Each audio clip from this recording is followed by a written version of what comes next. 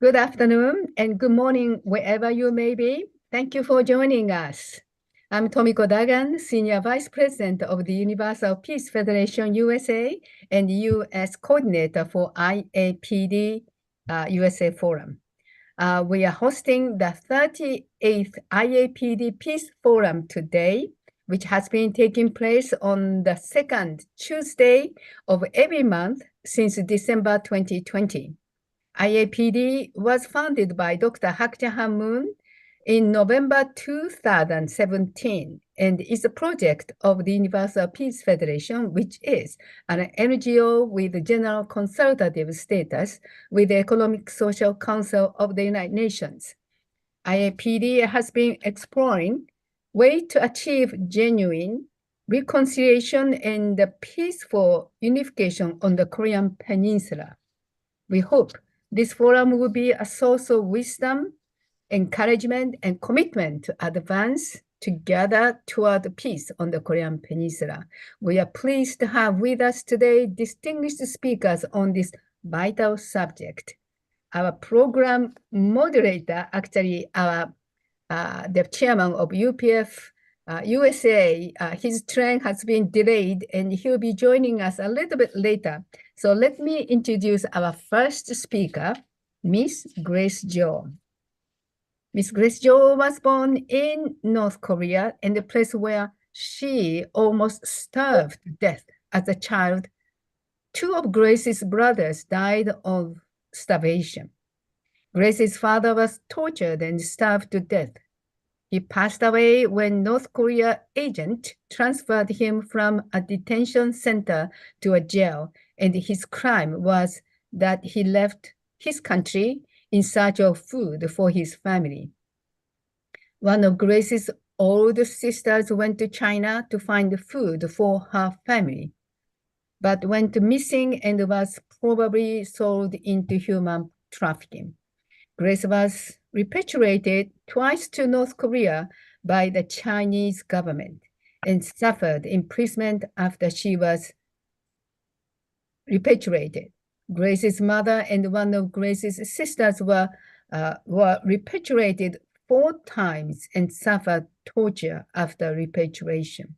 In 2006, Pastor Phil Bak bribed North Korean agent to let Grace and her 2 remaining family members escape North Korea. In 2008, the UNHCR, the UN Refugee Agency, rescued Grace and her family from China and enabled them to enter the United States of America as legal refugees. Grace is one of 370 refugees from North Korea who have settled in the United States. Currently, Grace lives in Atlanta, Georgia. In 2013, Grace became a citizen, U.S. citizen. Let us welcome Miss Grace Jo. The floor is yours. Well, thank you very much, Dr. Tomiko. It's my great pleasure to be part of this to the IAPD for a second time. I feel very honored to speak along with Dr. George and Dr. Raymond as well. So my story begins in 1991. And my life in North Korea was pretty short. It was about 7 years, but I struggled with so many things. I witnessed my parents were struggling and my siblings were dying. It was a very difficult time period for me. So I guess that's why I still can remember most of the scenes that I experienced during those time period. So my first memory is about 3.5 years old. That was first time when we moved to the countryside from the Musan city. We took a train to the countryside called Zergor, and it was the mountain, and our house was built with a log cabin, and it was actually a house provided for the workers who are working in the mountains. And my grandmother took me first to stay in that house, and then she was helping those workers to like cook and clean and just help them to keep the work in the countryside. And then later, a few years later, my father and my mother and my other siblings joined us. And life in the countryside in the beginning, it was okay because we were able to plant something around our house, and we had a little bit of small potato farms and corn farms around us, so we can grow some food for our own. And we can pick some wild vegetables on the mountains, and we can find some wild fruits and vegetables, and a lot of natural resources available at the time. So we were able to survive a few years. But since 1996, a lot of people were started to starve, and my family started to starve as well. And I remember we were starving for about 10 days without any food. And I was drinking cold water only from the big jar in our house. And the water we collected from the river stream next to our house. And our daily work was the river, bring some water from with a little bucket, and then pour in the big jar, and then we will drink from that jar for 10 days without any other food. And we were also searching for food in the villages and in the mountains and in government operated farms daily, but we were not lucky because the government operated farms were watched very closely. So many people, they are many times in the farms, so not even tiny potatoes left in the farms. So for winter season like this season, it's very difficult for us because we are cold, we are hungry, and there's no natural resources available around us. Only thing we could find sometimes is that the dried berries on trees, but those like bushes and trees were like very pointy and very sharpy. So for little children trying to collect those dried berries on those bushes is also very challenging. The most challenging for my parents were at the time was that we don't have enough resources available at the time, and travel ban was one thing. And each time when they're trying to travel to the city and get some help, they also need to get permit from the government officials all the time, and that also delays their departure. And the business, they tried to do some local business like a trade in the beginning, but those never worked out.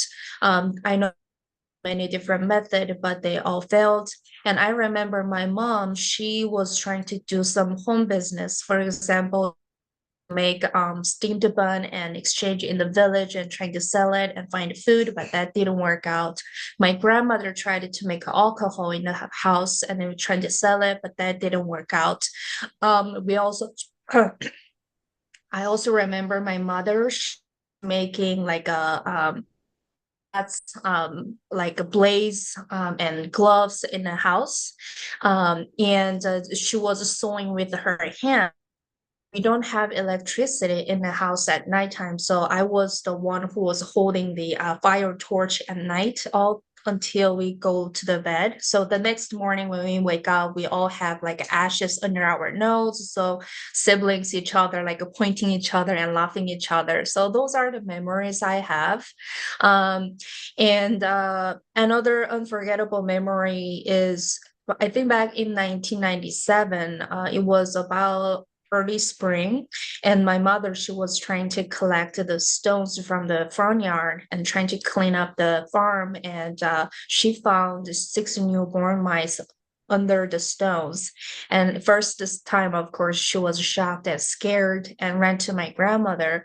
And then when grandmother found out that 6 newborn mice was still alive, and she was very excited, and she said that was the one of the good nutritious food we could find. And at the time, I was about 6 years old, and my brother were about 4 years old. And almost all our siblings were very weak, and we were suffering with the malnutrition. So my hair was very thin and yellow, and it really sticks out all the time, and it doesn't really listen when we coming.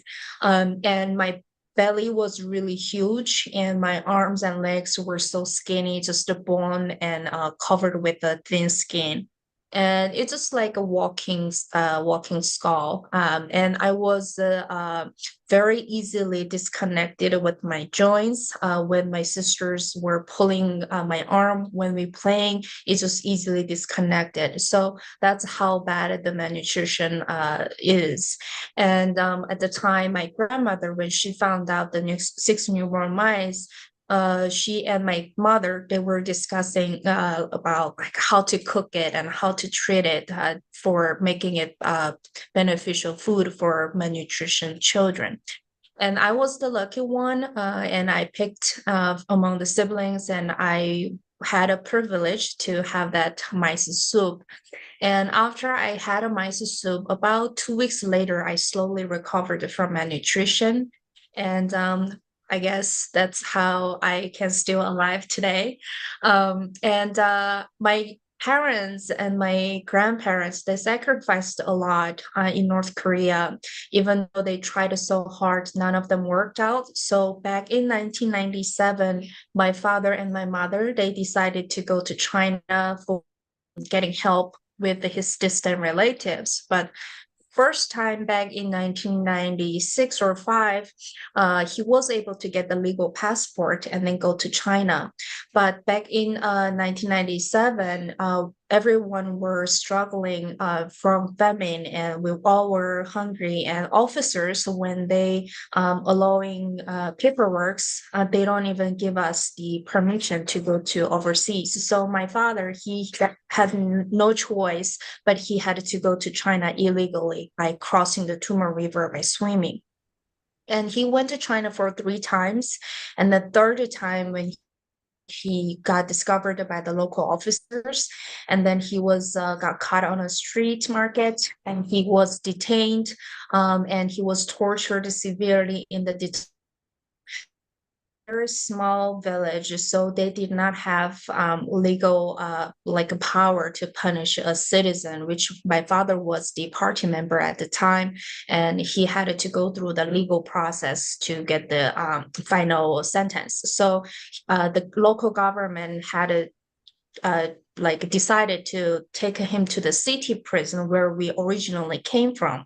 And later we got a little letter from one of the officer, local government sent it to us, which was the officer just read a small letter. The letter says that my father, he was transferred from the detention center in the countryside to the city prison for the legal trial, and he was running from the train toward to the China side, and the officer found that out, and the officer shot him to death. So that was the official letter we got from the government. And my mother, the next morning, she delivered the last baby, the premature baby, by shocking to hear those news.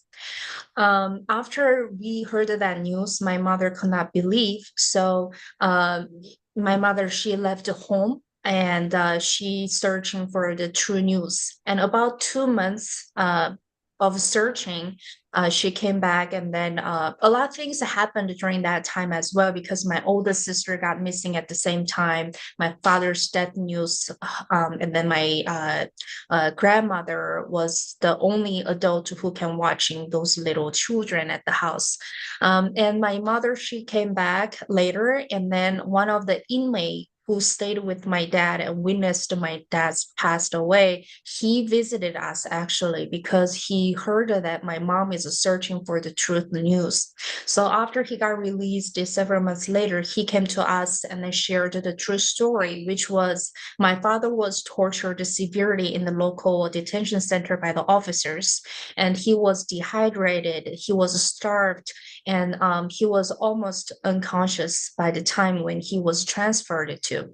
And then on a train, he was handcuffed on top of the seating area. So he was hanging half standing and half sitting position. So it was very awkward position. And in North Korea, the trains are very slow. We are still burning the charcoals or wood to run the train. So those trains are not fast, and sometimes it takes a days or a week to get to the city. So the journey for it took about 3 days, and those 3 days officers did not give him water or any food. So by the time when they arrived the city, my father already passed away on a train. And of course, those officers who were transferring him, they did not take responsibility for our father's death. So that's why the officer reported the wrong information, and that's how we got the false information as well. So that's how we lost our father. And my grandmother, she passed away by starvation as well a few months later, because my mom, she during her research, she also went to China to looking for my missing sister as well. So after she came back, she got detained again, and we did not have any adults helping those young children at the time. And my 10-year-old sister, she was the breadwinner at the time, so she had to carry the buckets containing the wild vegetables. My grandmother will steam it, put in the bucket, and she will carry it to the local countryside street market and sell it and exchange it with some other grains and come back home and trying to eat it. I was too little, so I wasn't be able to help a lot, but I was able to witness all those in the house. Strangers and governors, they come to our house. They were searching house most of the time, and our house was a mess, keeping mess all the time. And people come to our house and yelling to our adults and my grandmother, and we constantly were under pressure of fear and hunger, and it was just a very difficult season for us to endure at the time. And in 1998, we lost our father. My grandmother passed away by starvation, and my youngest brother died by hunger as well. And at the time, mother decided home. What happened was, after my grandmother passed away, the local officers in the countryside, they were not us anymore. Before my father committed a crime in that countryside, we were very like respected in the village, and we were treated as a very respected family. But after my father committed a crime, it completely changed. We were not welcomed in the village, and they were looking at us like we are not human being anymore. So it was very difficult for my mom to endure all those pain. And the last words we heard from the officer was that officers were asking us to leave that village, because that year in 1998, all citizens in North Korea, we supposed to vote for Kim Jong-il to become the supreme leader. And then all citizens must participate that voting. And they were asking us to leave our home in the countryside and go to the city to perform the voting, which doesn't make sense, because in North Korea, all the houses and jobs, everything will be assigned by the government, but they will asking us to leave that village without assigning home. So basically, we will become the homeless at the time, and we would not have any chance to stay in North Korea. So that's why my mom, she decided to leave our home, because it was just completely heartbreaking for her. And we trusted our government for a long time, and we were very loyal. My mother and my father, they worked very hard for the companies and very loyal to the government. That's why my father became the party member, and he got a lot of award for the hard work and all that. But after we committed those crimes in North Korea, we just brought a bag of rice from China to North Korea for hungry children, but that became the serious crime, and we were not welcomed as citizen anymore. So it was hard. And then after my grandmother passed away, my mom, she took me and my remaining sister. At the time, I had one more brother remaining at the time, but my mother, she was injured by the torture and all that, so she was not able to carry two young children. So she was asking one of her neighbor friends to watch him for my brother for 5 days. And her original plan was to drop me off in China and come back to North Korea and bring my brother back. But that plan didn't work out and it delayed about 2 months. And 2 months later, my mother sent money and messenger to that neighbor's house and trying to bring my younger brother back to China. But the messenger came back with the sad news, which was those family were also starving and struggling. So they were asking my brother to go out from his house. So my brother was walking around in the village for about a week, and he was wondering and asking, where is mom? And he was crying to look for sisters and mom. And one of the villager who felt very pity on him, so she fed about a bowl of rice porridge to the young boy, and after he drank that porridge, he fell into sleep and he never woke up. So that's the news we heard from that messenger. And first time we couldn't believe that was the true story. So my mother sent another person about a week later to find out the true information. And the second messenger came back with the same story. That's why we believe that's the true story. So that's how we lost our younger brother. And that's why right now I have one older sister. She is 4 years older than me. And my mother, she's staying with me in Atlanta, Georgia. And after we come to America, we started to have freedom. We always have a pain that we lost our families and siblings in North Korea. So back in 1998, we came to China. We tried to live in China for 10 years, but our life was keep hiding and running from village to village, place one to one, and we were not able to find the freedom in North Korea and guarantee the safety in China. So that's why my mom, she decided to go to South Korea in first place. And she tried many times to go to South Korea, but each time when we trying to bribe the brokers and find a road to go to South Korea, all these times got failed and we got caught and we were sent back to North Korea several times. And each time when we got released from North Korea, it's all miracles that involved to meet the many good people in good hands. But those are so detailed and so complicated, so it's hard for me to explain today. But the last escape was helped by the Philip book, like Dr. Tomiko explained. He's a retired missionary right now, and he lives in Seattle, Washington, and I call him Grandpa. And the mission involves in 2005, and we tried to help North Korean defectors escape to South Korea, because in 2004, Pastor Buck, he brought a Korean newspaper from Seattle, Washington, and that newspaper was talking about the George W. Bush. He signed the North Korean Human Rights Act, and that will allow North Korean defectors legally enter America as refugees. So when we hear that, it was a huge help for us. So my mother, she decided to come to America instead of go to South Korea. So we decided to stay in China.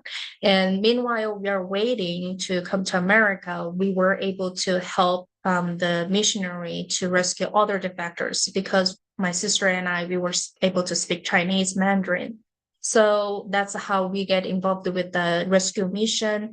And we rescued a total of 3 groups, but first 2 groups successfully escaped to South Korea, and they're still living in South Korea. But the second group already exposed to the plainclothes officers in China, and we did not know. And the third group, when they come from Yanzi, China to Qingdao and to Inner Mongolia, they all followed with the plainclothes officers. So our house got exposed, and all the refugees who were staying in our house got caught together.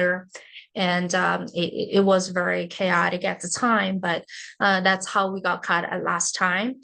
And because we got involved with the missionary work, we become the broker. So we had to stay for 13 months in Chinese prison until the pastor, the missionary, had to go through the legal process in China. So after we stayed about 13 to 15 months in Chinese prison, the pastor was American citizen, so he came back to America, and my family went back to North Korea. And after we went back to North Korea, of course, the pastor he found six officers. He bribed the 6 officers from North Korea, and he $10,000 and he helped our family to escape from North Korea again for last time.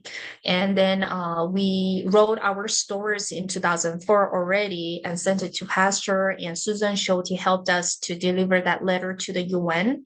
And about 2006 or 7, by the time when we come back to China, UN already had our names. So that's why we were able to get protected by the UN since then. And we stayed for about 15 months in Beijing, China, and got the legal refugee status, and we were able to fly directly from China to America. So that's my journey briefly from North Korea, China, and to America. So thank you very much for hearing. And the last thing is, which is the recent news, like Dr. Tomiko is asking me to share about my opinion about Kim's reaction. So when I'm reading that article, I just feel like North Korea, I think they do not have any more resources available. And for example, they're in the corner already. And those words he mentioned on the news article, it's all citizens in North Korea were educated like that way and trained in that way. We all believed in that way because we believed that South Korea is enemy of our country, because South Korea is aligned like friends with America, because America is our biggest enemy, right? So South Korea and America, when they keep the friendship together, South Korea always be the enemy of North Korea. So that's how we believed as citizens back then.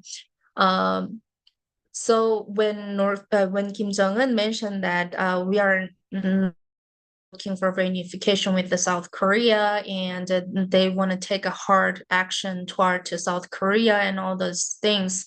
I don't think he will take a real action at this moment, but I think he's showing that he does not willing to take over South Korea. I think he's giving away. Because back then, when North Korea says reunification, the North Korea side is always looking for South part is our own country and always want to get reunification, but wants to convert South Korea into the communism, which is the same North Korea government system.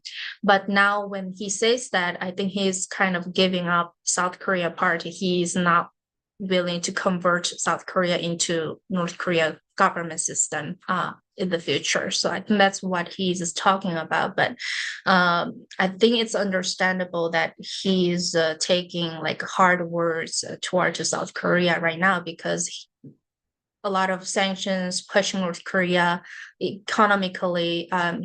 North Korean government is kind of pushed in a corner. So I think he's angry about it, and he's trying to show his anger to the international world. That's my opinion about it.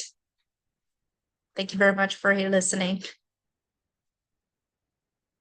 Oh, thank you so much, Miss Grace Jo. I know that you are sharing your life, one of very, very difficult life that you are disclosing or revealing once again. But this is, I was just thinking when mentioned that 1996, you had start experiencing very, very difficult starving, almost really starving to death experience. So I remember when I was in 1990, when I was in Moscow at that time, and there was a long, long line to even to get the food, and long line. Once you leave from the line, they have to come back and the end of so Soviet was also losing food distribution. There's no food. Of course, they have an underground economy and people who have money or some connections, they were able to survive. But I remember one of my our secretaries helping us, our work in Soviet Union, they had a very, very difficult time. But so we can really imagine that Soviet, just before the corruption, they just couldn't support any of satellite countries, but you truly had to go through such a difficult ordeal. Thank you so much. So staying with us. We will ask you to come back. Now I'd like to invite our second speaker, Dr. Thomas G. Walsh. Dr. Thomas Walsh, we are so grateful for him to come back again because the last time when he was with us, the line was didn't work well. So we would like to hear your presentation again. Dr. Thomas Walsh is the president of HJ International Graduate School for Peace and Public Leadership. Previously, he held a long-term and outstanding position as a chairman of the Universal Peace Federation International. He, at that time, oversaw its worldwide programs that comprised 4 core areas of work: interfaith, peace building, marriage and humanitarian service, peace and security. With academic training in the field of religion, he earned his PhD at the Vanderbilt University. He has been a teacher, author, and editor specializing in interfaith religious studies and peace studies, philosophy, and social theology. He has contributed to and edited more than 20 books related to interfaith, peace building, and renewal of the United Nations. Among those volumes are renewing the United Nations and building a culture of peace, and the Millennium Declaration of the United Nations in response from civil society. So we are so honored him to come back and share his thought toward challenges, difficulties, and hope on the Korean Peninsula. Let us welcome Dr. Walsh.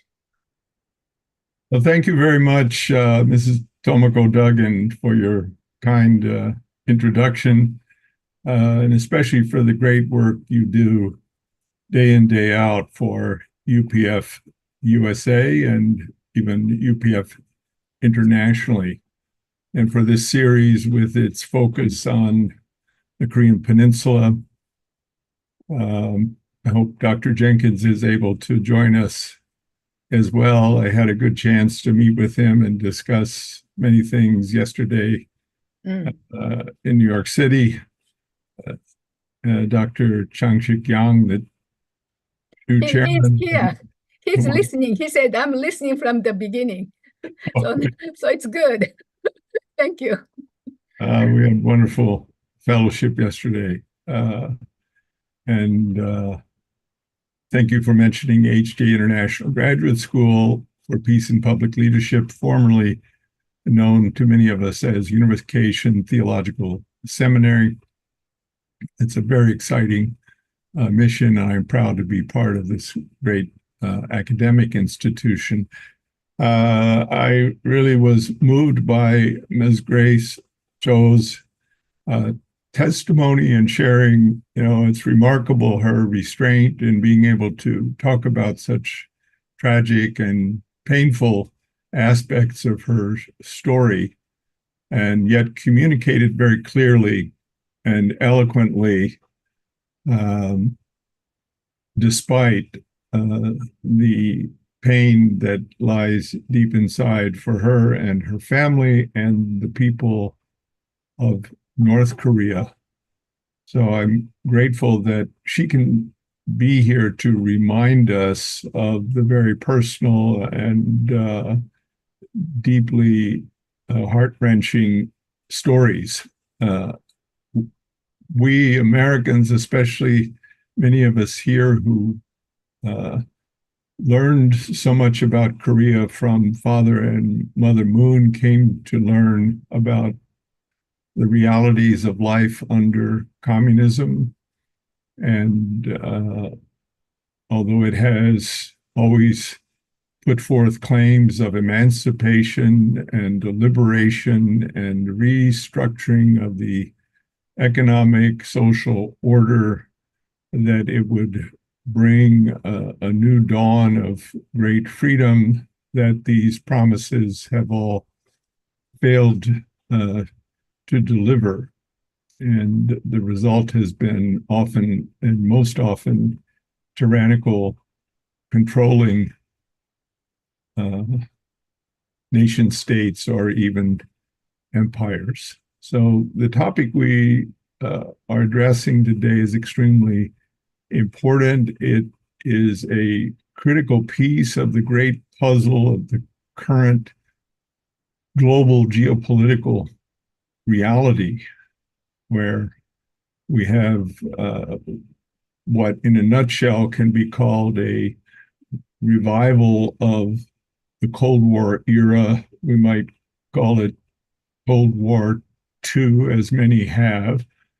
And it still pits essentially what we might refer to as the West, representing liberal democracy and religious freedom, versus a more authoritarian political system that does not offer freedom of thought and speech and media. So I want to present a PowerPoint that Ms. Duggan referred to, and forgive me, some of you have seen this from a previous webinar that Mrs. Duggan organized. It's of a more abstract nature. In other words, I'm not telling my personal story here or anyone's personal story, but it more addresses a broad, say, strategic overview that was related to the theme of our webinar today. So I'm going to share my screen now and take a minute to get this set up. And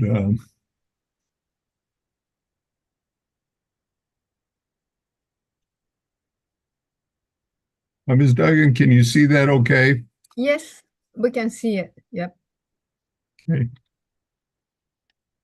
So the theme of the webinar is about reconciliation and commitment to peace. And these three terms: destination, hope, and challenge. Destination as in where we headed or where do we want to end up, and the challenges we face and the hope we have to reach a destination that represents a dramatic improvement from the current reality.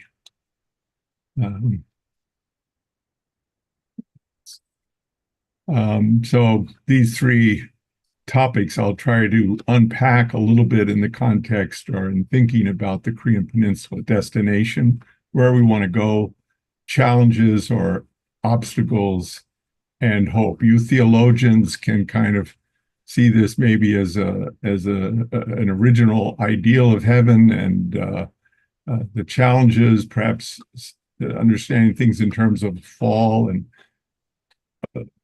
away from God, and the hope of redemption or restoration. So I'm going to look at destination in a couple of different ways, very briefly, but we can understand our aspired to destination in certain ways.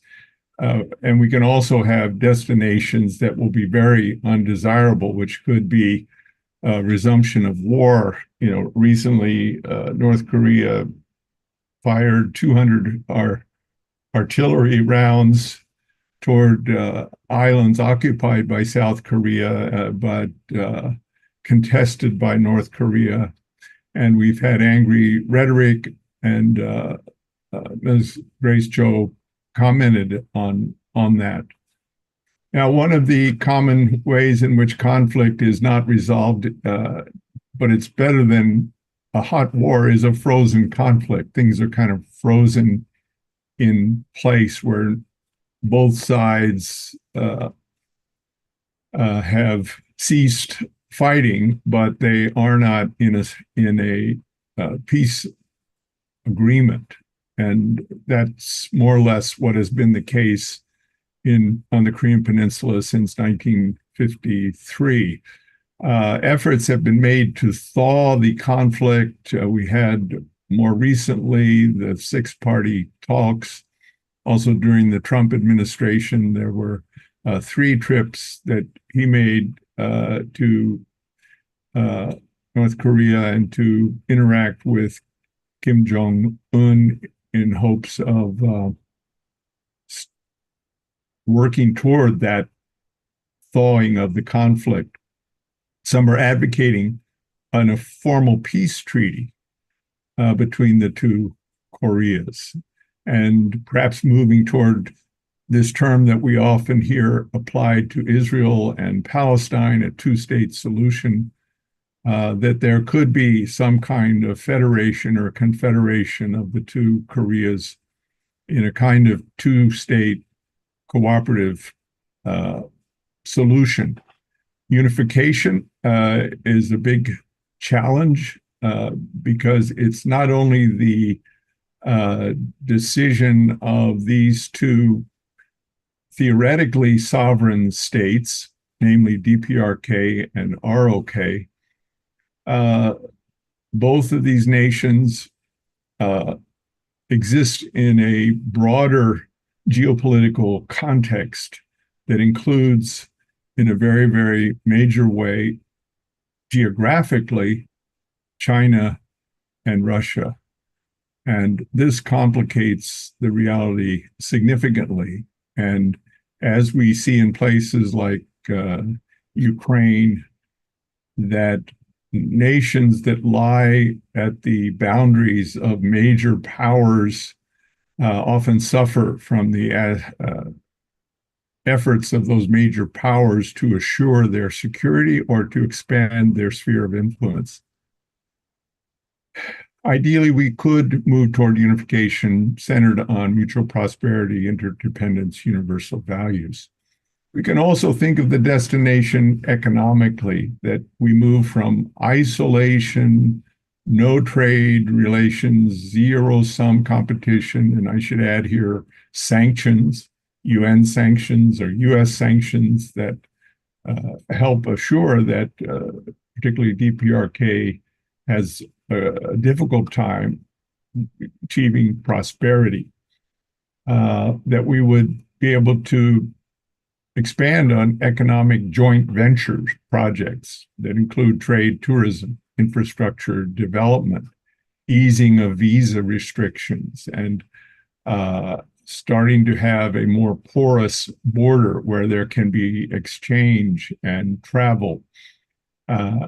Trade, just like in the ages of the Silk Road and when navigation became expanded, brings people together, learn about each other, and the interest of increasing prosperity often is strong enough to diminish the desire for conflict and war. So hoping for mutual prosperity, a major principle of the Universal Peace Federation.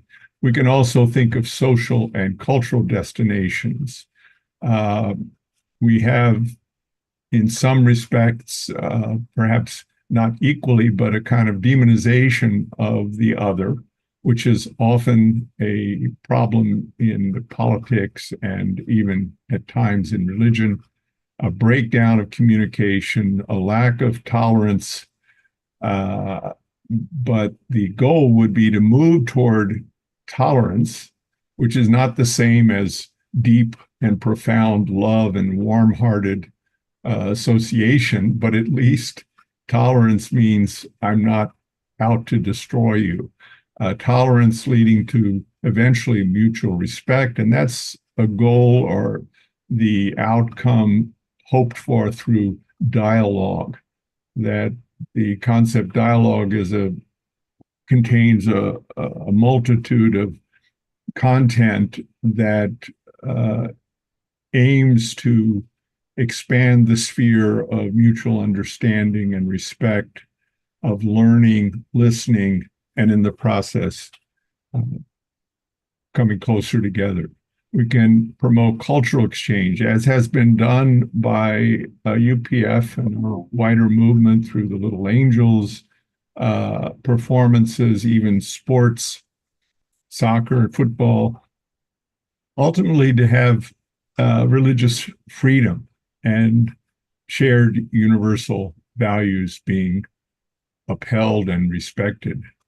We can also look at ideological destinations. We have a Cold War that has opposing ideologies, a kind of dialectical polarization, just as we can say about the political atmosphere in the United States at this time, dialectical polarization, and kind of zero-sum interaction, that if somebody gains 5, the other side loses 5. And this is different from a win-win where each side could gain 4. And it's not that if one wins, the other must lose, but that there's a non-zero-sum or win-win relationship. So this ideological destiny can be acceptance of differences while at the same time appreciating each other and holding each other in high esteem and mutual respect. And that there are realms of what we might call overlapping values or overlapping agreement. And that may be only an overlapping aspect of, let's say, 50%. But let's work on that 50%, even if there's another 50% where there is no agreement, and move from that smaller consensus number to a larger consensus number, from 50 to 60, 70, 80, etc. So there are overlapping values, particularly on the peninsula, over millennia, a shared history, development of a shared language, cultural values, ethnicity, the resilience and the strength and the capacities and the intelligence and the education focus, family focus of Korean culture, North and South. How can that be built upon? But there are challenges, and this is the second part, that there's this we could describe as intra-ethnic. Sometimes the enmity is not only between two very different ethnicities or two very different nationalities or two very different religions, but within a single religion or within a single nationality or ethnic group.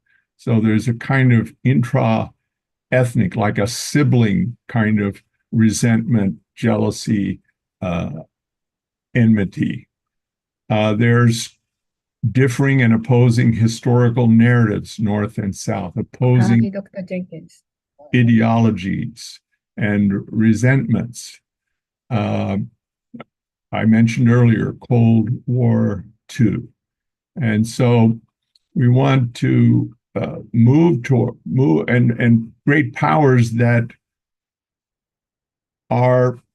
prefer the current standoff and lack of cooperation and unity as in their geopolitical benefit.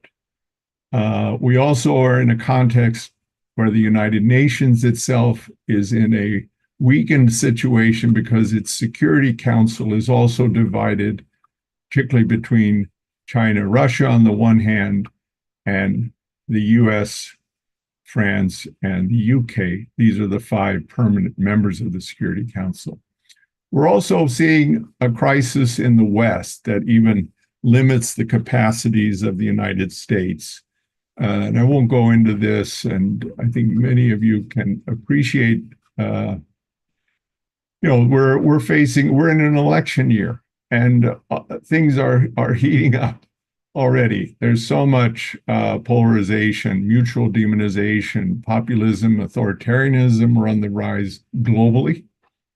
Secularization is increasing in many sectors with a loss of meaning, particularly in young people. There's a great decline in religiosity that does not result in emancipation and liberation, but in fact increases drug use and crime and a sense of lack of meaning of life. Patriarch Stallings and I discussed this term, normalization of decadence is going on. There's multiculturalism on the one hand, but it also feeds into relativism, that there are no ethical standards that are universal. There's cynicism about power, dialectical, which you can define as kind of oppositional thinking, very much an emphasis on identity groups with victim narratives that are proliferating. And I would say now the coalition of minority victim narratives is probably a large majority of the population at this stage.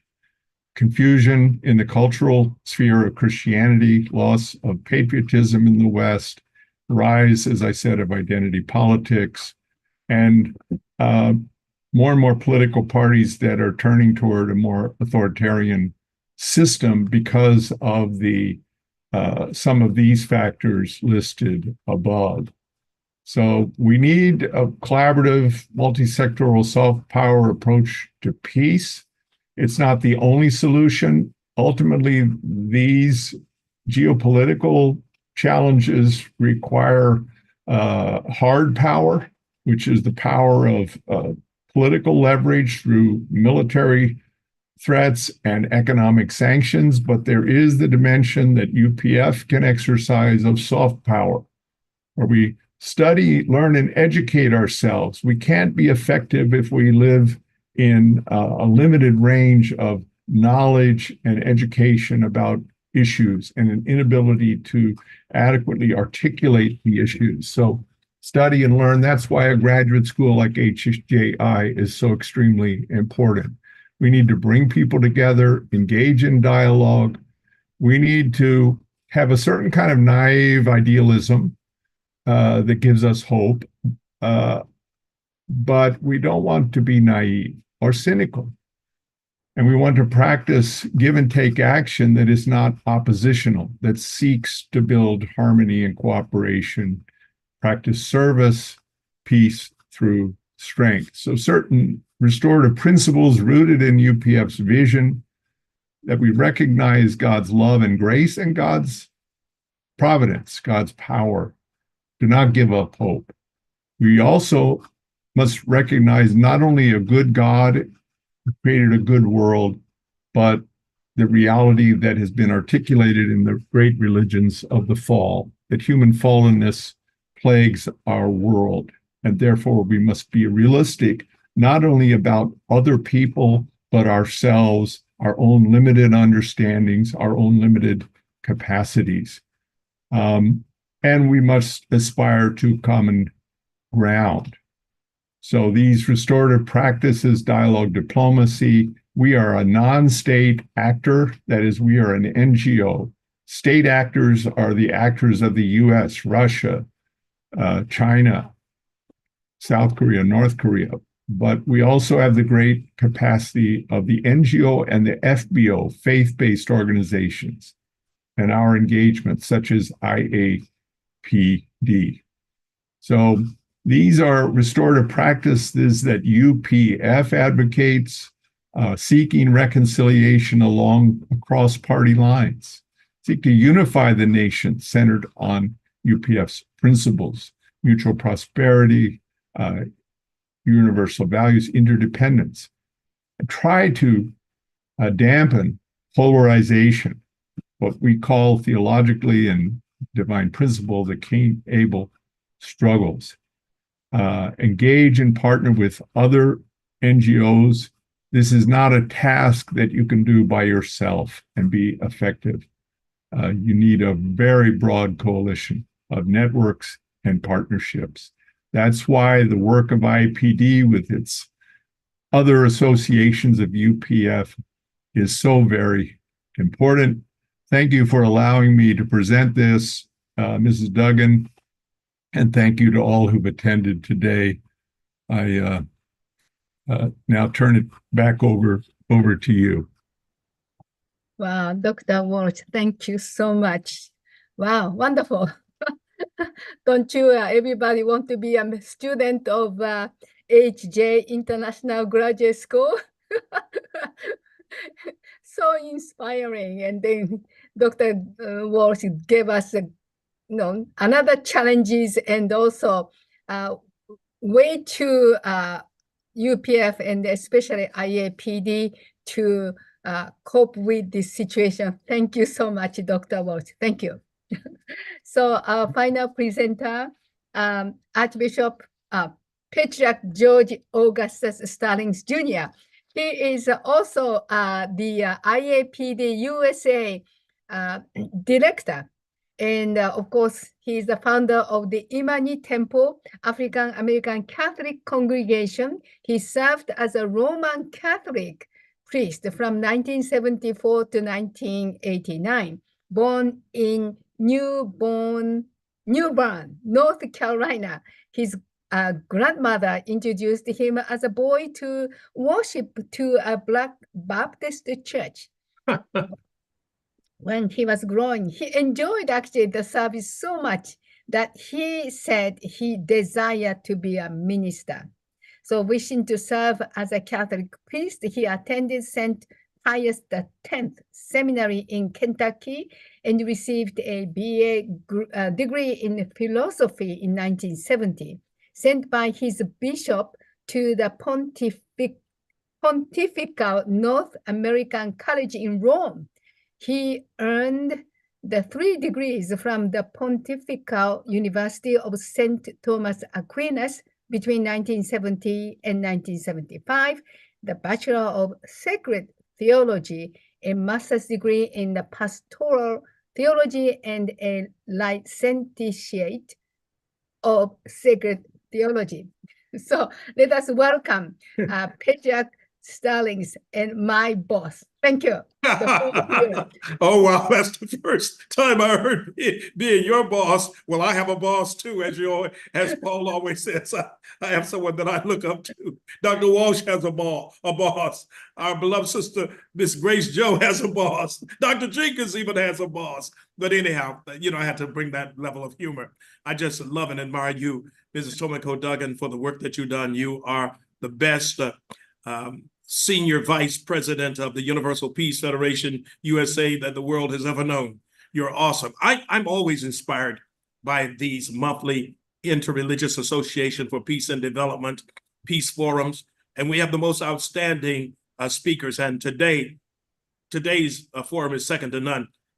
I was moved to tears by Miss Grace Joe's personal testimony about having been born and raised in North Korea, and she said, even though I only experienced 7 years there, especially growing up, that experience left an indelible mark on my mind and on my heart. And I think that's what we tend to forget, that even the experience of oppression, of separation, of division, particularly between 2 groups of people who are of the same race, same culture, same ethnicity, same language, and yet life being so different in the 2 groups, as in North Korea and then in South Korea, can affect one's whole life. It's obvious that Miss Joe's experience in North Korea, especially her parents going back and forth several times, being captured and finding freedom and only to be recaptured, is perhaps an unparalleled story. I've never heard anything like it. Generally, when one finds freedom, one can enjoy it. But from her testimony, to know that her parents, and she constantly felt this in and out of freedom, finding a release and then being recaptured, obviously has left a scar that probably will be permanent and will affect everything she does. So I really thank her for her courage, her boldness, her frankness, the way she poured out her spirit. And yet I saw a woman who is undaunted, who refuses to allow an oppressive situation to defeat her or her family, that they are determined to tell their story, to sing their song, to deliver their message until we have seen the reunification of the land of the morning calm, Korea. It's amazing that it goes under that slogan or that heading, land of the morning calm, and we seem to be experiencing anything but that. But so I thank our sister, Miss Grace Jo, for telling her story and not allowing her life to become, or her heart, even her heart to become so embittered or enraged that she still can speak with hope and promise for the reunification of North and South Korea. And of course, there's no one more brilliant than the esteemed, the honorable, the venerable president of HJ International, Dr. Thomas Walsh. I've admired Dr. Walsh now for over 2 decades. I almost said 2 centuries, but that would be giving giving too much life to both him and me. But I'm always admired by the erudition of Dr. Walsh to be able to put in very succinct terms the challenges, the complexities, and the realities of the current conflict that exists there on the Korean Peninsula between North and South Korea. You know, it has been over 70 years since the Korean War ended.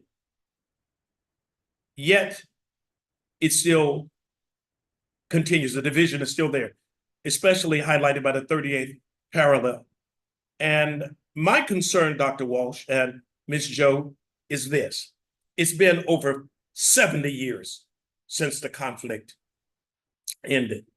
Yet there is still this division between North and South Korea. How do we bring this continued conflict or division to a level where it becomes a front burner concern or issue? Because after a period of time, people can become inoculated, can become callous or hardened to the reality that there has been this division there for so long that people can tend to forget that we need to address it, that it is an important concern to people, not only in North and South Korea, but around the world. I'm constantly challenged, or Dr. Walsh, I may even say haunted by a statement that the late the Reverend Dr. Martin Luther King Jr. made in a speech entitled, "Why We Can't Wait," when he says, "We are caught in an inescapable network of mutuality, tied in a single garment of destiny. What affects one directly affects all indirectly." Now, what Ms. Jo shared with us has affected her and her family directly, but somehow it has to have an impact on all of us, because none of us is free until all of us are free. That's the reality of the situation. And while we may say this is in another part of the world, 5,000 miles away from the United States of America, that it has nothing to do with me, it's not directly affecting me. Well, it does have something to do with all of us. it has an impact on the equilibrium, as I would call it, of the world. The world is teetering. The world is slipping. It has to be brought back to its proper axis. There's a saying I always use, Dr. Walsh, a quote that says, "Patience is a virtue that carries a whole lot of weight." And it does. We have to be patient, but we don't have to wait. We've got to do something. We've got to inflame or stir into a flame, as Paul says to Timothy. We have to stir into a flame a concern, a deep concern, once again, for the division, the separation that exists between North and South Korea. Because I believe that if we can, not if, when we bring that resolution, when we bring that one nation back together again, it's going to have a rippling effect around the globe. We're going to see harmony. We're going to see peace established around the world. My role as the North American chairman of the Interreligious Association for Peace and Development is to work in concert with faith leaders of the world's denominations in establishing a universe of true and lasting peace where the kingdom of God can reign. We are religious leaders, and our approach, and Dr. Walsh talked about the various approaches: hard power, soft power, people-to-people engagement. The point is that our role as the Interreligious Association for Peace and Development, which is an association of religious leaders around the world, is to undergird all of those attempts at resolution, whether they be hard power, soft power, people-to-people engagement, with the power of prayer, to undergird all that with the power of prayer. And because I believe that prayer not only changes things, but prayer changes people so that people can change things. That we as men and women of faith will lead in that whole effort of reconciliation, that we will truly seek to bring about a world of true and lasting peace. And so we work towards that effort. We seek to figure out how we can bring about the reunification of North and South Korea in a way that the people of North and South Korea can become one people. One more thought, and I thought about this. I thought about this as I heard Miss Grace Joe's testimony, her powerful, at times stinging testimony as to what she and her family went through. And I thought about my own struggle as an African American living in America, enduring racism, prejudice, discrimination. It's very difficult to understand what she and her people are going through right now, especially those who are North Koreans and who are looking for a better way of life. It's difficult for us to really understand what she's going through unless we walk in her shoes. We've often said that, Dr. Walsh, during the civil rights movement, how can America know what Black people are going through unless they walk in their shoes, unless they have actually gone through the atrocities, the nightmares of being an enslaved people, being a denied people, a deprived people?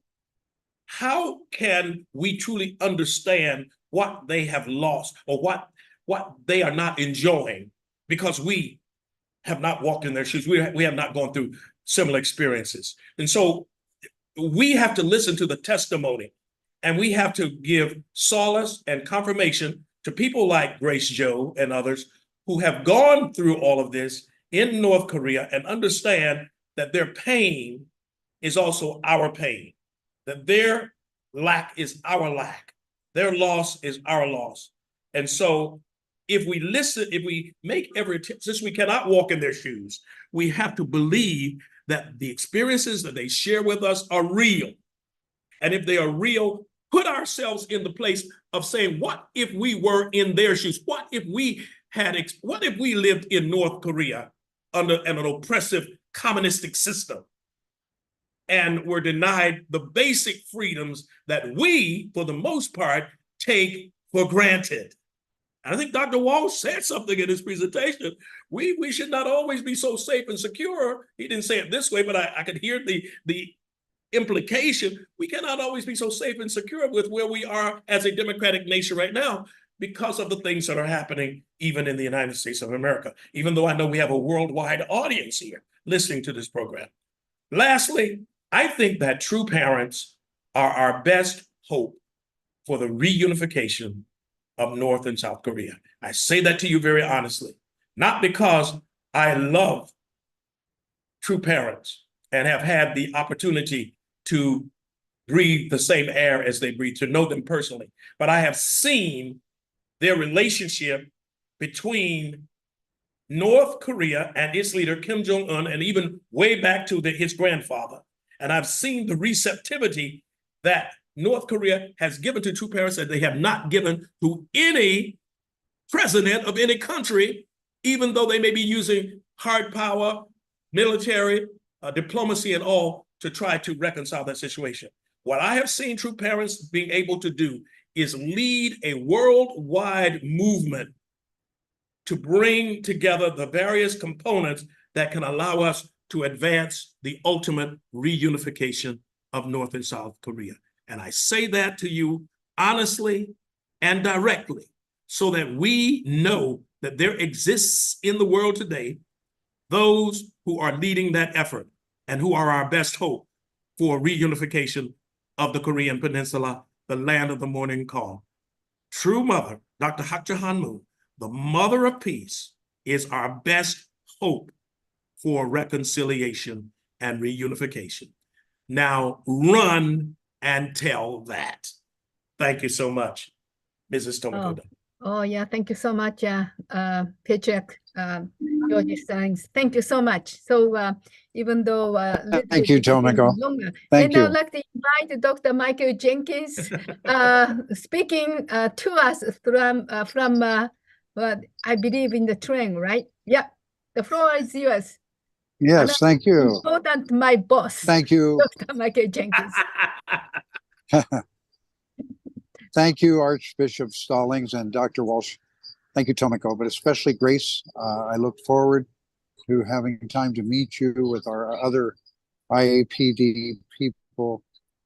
Your heart was so beautiful, and I think you can really help people understand so much. Grace, you moved us to tears, and God bless you for standing up for freedom for others. And we pray the day will come when all of North Korea is liberated and living in peace. Thank you, Tomiko, for this beautiful program. Oh, thank you so much, Dr. Jenkins. I believe you're landing very well. Grace, thank you so much, especially you might know that Mrs. Moon, Dr. Hak Ja Han Moon, the founder of IAPD, she left from North Korea to South Korea at the age of 6. And she, in her biography, she is also describing she was hungry all the time without knowing when she can get the food. She was escaping with her mother and grandma, just the 3 women, and a long walk. But she believed that God will guide them. So that is why her, the co-founder of UPF, is really striving each one of us to come together, how we can bring true peace on the Korean Peninsula. So I'm so glad. Grace, I know it's a painful experience. Again, we should listen to and engrave what North Korean people have been going through. So Dr. Walsh, once again, thank you so much.